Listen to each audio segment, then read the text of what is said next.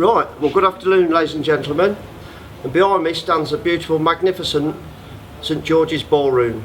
And this video that we're making now is going to show you what a magnificent building we have the remains of, and how it's been demised over the last 40 years with modernism. It's been neglected beyond belief. We're going to take you around and show you all the bits. Some bits you may have seen and some bits have not been seen since the early 1960s. So please join us and let's go and have a tour. Right then, we're now in the foyer. Some of you might remember this.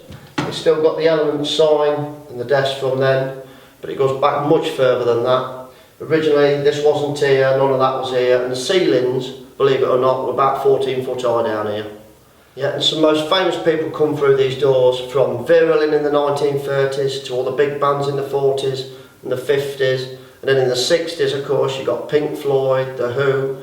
Everybody come through these doors, apart from the Beatles and the Rolling Stones. But other than that, they've all come through here. Now we're going to go up the stairs and we're going to see if we can hear some of the history of what's in this place. Right. I wonder how many Hinckley people have walked up these stairs and never known what it's like to come back down. Can't remember, they've had too many to drink. I'm certainly for one of them in the 80s. But it goes back much further than that. There must have been photos and all sorts of things on these walls. You can imagine the big band shows going on, and then when the war come and they built the air raid shelter underneath, must have been absolutely incredible. And then coming up, you went out once a month or something like that to a big band show and saving your money and coming out to a do here. I mean, how impressive must that have been? And the ceilings, these false ceilings, these go up 20 foot higher than what they are. I mean, how impressive is that? And it's all been boxed in. In the 60s, they boxed it all in, the modernism come in, started choking this ballroom and a lot of the other buildings in the country. And that's what we want to do. We're going to take it all back and open it all up again. The splendour is going to be absolutely beyond belief. Right, now we've got up to the foyer. This is where all the fun begins. Behind this here, I'll just move this foyer out of the road so you can see a bit better.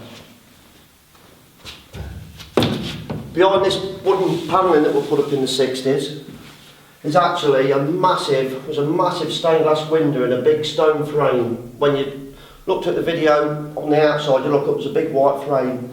And I don't know what was in it, because it's been like faced over and rendered over. But we want to peel all this off, get back to that and see if the stained glass is still in it, because this must have looked like something out of this world. Right. Here's the next bit, self-explanatory, the cloakroom, the second fun bit for the owner, because this is where he would have cashed you in at the door, and then if you bought a nice fur coat or something in the 40s or 30s, or later on, a snorkel or something in the 70s and 80s, you would have parked it here. So, self-explanatory, the cloakroom. I know it's been here since the 1960s, not sure if it's original, but when we do go inside, you'll see some of the 1930s coat hooks, which all look original to me, so I'm assuming this is an original piece. Just been altered slightly in the 60s. Right, coats please, and fox furs, only a shilling each. Right, this is the hatch. It looks quite original to me. I think some of this has been altered. But who wants to come and take a look? Come and have a look inside. Right, this is it, the black hole Calcutta. Now, when this place was really busy, I don't know if you can see in this light the very decorative Art Deco coat hooks. I mean, they're absolutely beautiful. You never see anything like that now. But when this place was really busy, and the hustle and bustle of it, it would have been a full-time job. And not only have you got a cloakroom, but you've actually got its own private living accommodation, because obviously when people were coming to do's that were on for quite a few hours, it must have got quite boring, and they must have, you know, wanted to have 5 minutes, so they'd go and kip in the bed. They've got their own bed, their own room, they've got everything, their own water. It was like a little house all on its own. Right, you can just imagine it, couldn't you? There's somebody there, coat please. Right, let's go and hang it up for them then. Right, you've paid your money, you've put your coat in, you're here to see the gig that's on. And whether it's elements from the 90s or the early noughties, Bubbles, Tiffany's or St George's Ballroom, this is what you've paid for. So let's go and have a look.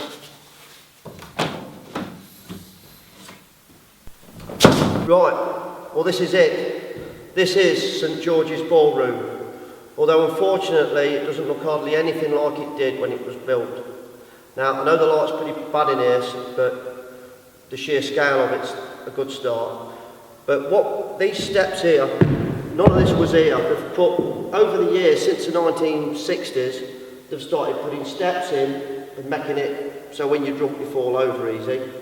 The original floor, the original sprung dance floor, which was put down in 1935, and this is the only bit that's showing, but it actually disappears off under all these steps, all that partition. There's another room through the other side of that partition which was all one, and then it went up. I don't know if you can see the ceiling from this shot, but all this ceiling is a suspended ceiling which was put in the 1960s. It's all asbestos, and it's 10 foot lower than the original ceiling, which is absolutely destroying the ambience and the grandeur of what was one of England's finest and up-to-date modern ballrooms of its time when it was built.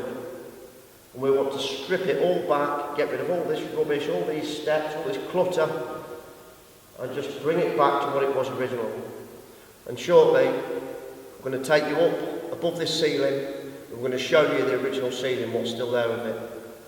And it's almost breathtaking, and it's quite eerie, and it's going to bring back some memories for anybody that was in here pre-1963. Right, well, enough talking, let's go for a drink. Right, this is the VIP bar. This is now above the ballroom, and when you see some shots in a minute, you'll see how quite tall we are. We're about 40 odd foot from the floor now. You've got the ballroom 20 foot below, and then you've got the underneath the arches below that. This bar is also original, and in here originally, this suspended ceiling was falling down. This wasn't here, and there was some big glass-like skylights, lanterns built up, and then a glass underneath. So you would have had a lot of natural light coming through here. But I think over the years, I think with the war as well, they must have blanked them out, and then they got disused, and it all got wrecked. And now they've boxed it in, and Elements being the final straw, there's just no character left up here. Right, now you've been around the ballroom, you've seen all the bits that any paying customer would normally see. Now we're going to show you some bits that you've not seen.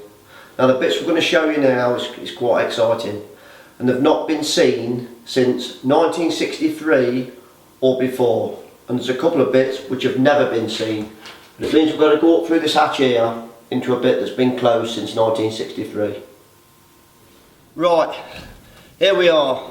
This is the sandwich bit between the, below us you've got the suspended ceiling that was put in 1963, and then all this gantry which I'm sitting on now, this was all put up in the 60s, and then above you you've got the absolutely stunning, and I've never seen anything like it, this is a domed plastered ceiling which is coming up from nothing up to about 9-10 feet high in the middle, and you can just make out, if you can see this from here, all this Art Deco plasterwork that was like the massive frame that goes around this 80 foot long by 40 foot wide stained glass ceiling.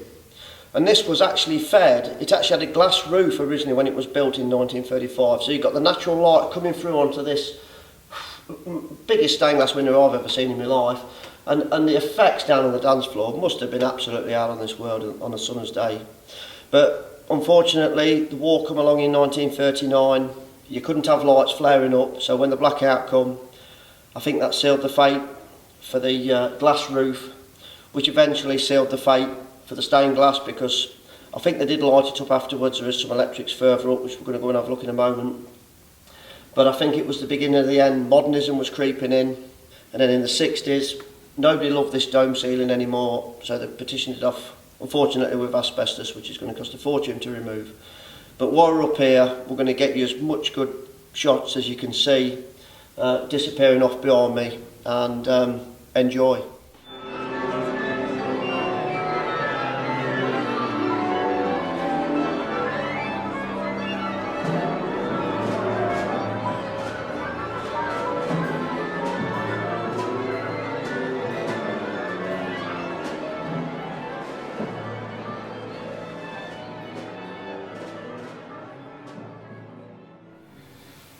Right, this is it. On the grand tour we've been around all the rooms that nobody's seen, but this is one bit that I haven't actually been in yet. You go up through this hatch up here, and then you've got another hatch above that. We're going to cut that open, and that takes you onto the flat roof above the VIP lounge overlooking all of Hinckley and probably the Crescent. So all I've got to do now is cut through it with a crowbar and the saw, and I'll meet you up on the martini bar. See you in a minute.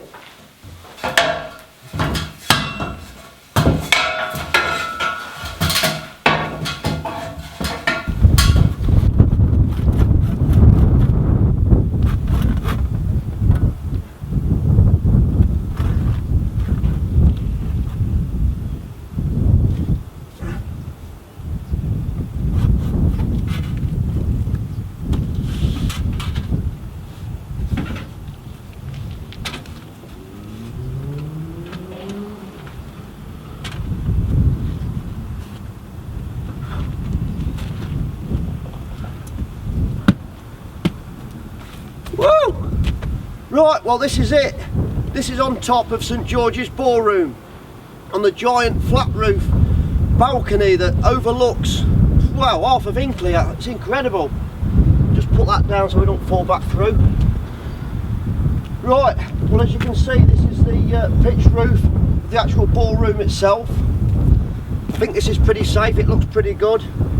Looking around now, I can see it's had some major structural work done on here, probably in the 60s, because that outside wall is freestanding, so they've obviously tried to patch this up. That's going to need some looking at. But I don't know if you can see the views that I can see here. Enough of the yapping. I'm going to take you over to the parapet wall and let's have a look at this beautiful view.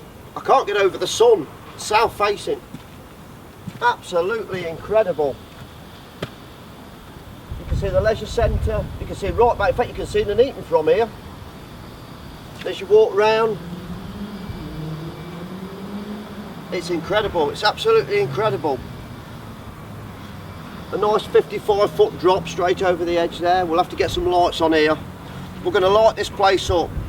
We're going to turn this into an open air bar, cafe, martini bar, put some seating up here. It's going to be absolutely wonderful. And this sun, I mean this is autumn sun, and I'll have a suntan in the next half hour.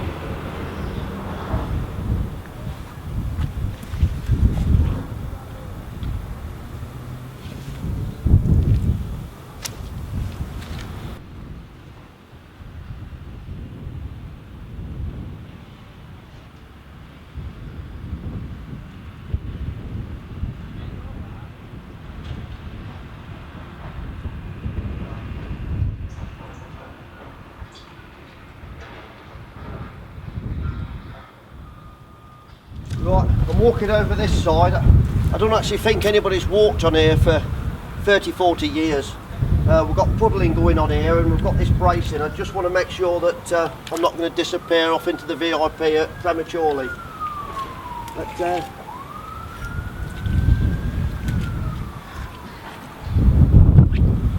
they've put this steel work in to try and stop this parapet wall from going over. I was worried about this when I was down below looking. And what they've done, they've sank it through into the floor joist, and I think that's where some of the wet's coming from on this top flat roof. So all this is going to have to come off, and this is going to have to be severely looked at. And this beautiful Art Deco plinth in the centre. I mean, you can imagine this with old light bulbs all the way around it. Top of the bill, absolutely amazing. And the view then over this side, you've got the church, St Mary's Church. I mean, it's just absolutely mind-blowing. Right, I know a bit of a distance away now. I think this hatch here and the big hatch in the middle, I think there was two great big lanterns that stood up here, glass lanterns, because we've got glass below. It's been covered up with a flat roof. So it's going to be really interesting to see what's underneath. Let's just take a look over this side.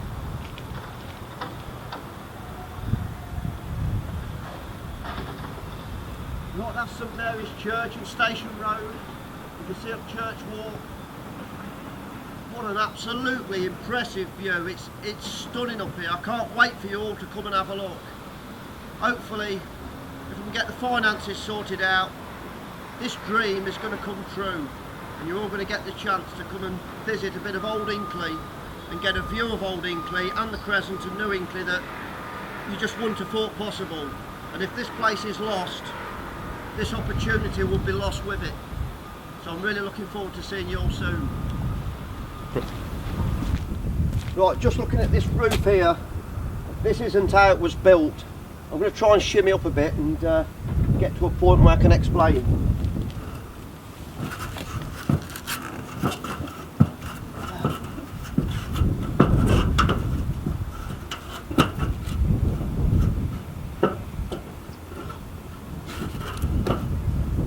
Right, originally this roof would have been tiled or slated.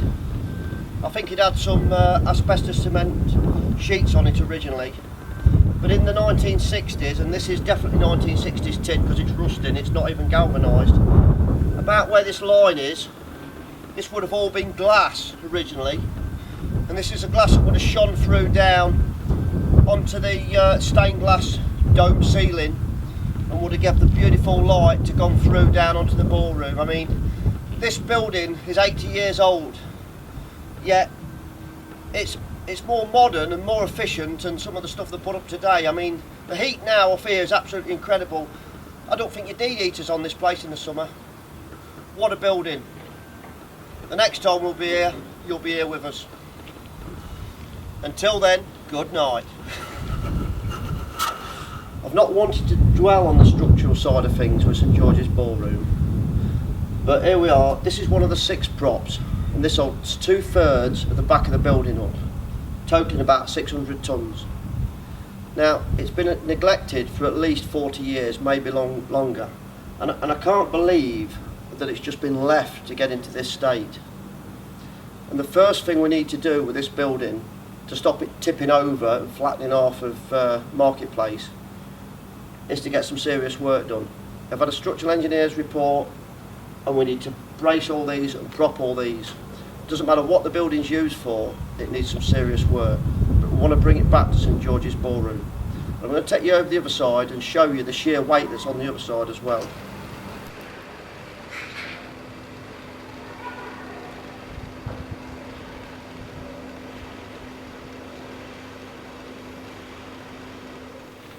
As you can see, just standing here and looking at the sheer size of this steel, this 2'6" steel, holding up about 300 or 400 tonnes, and it's all coming down on this one prop.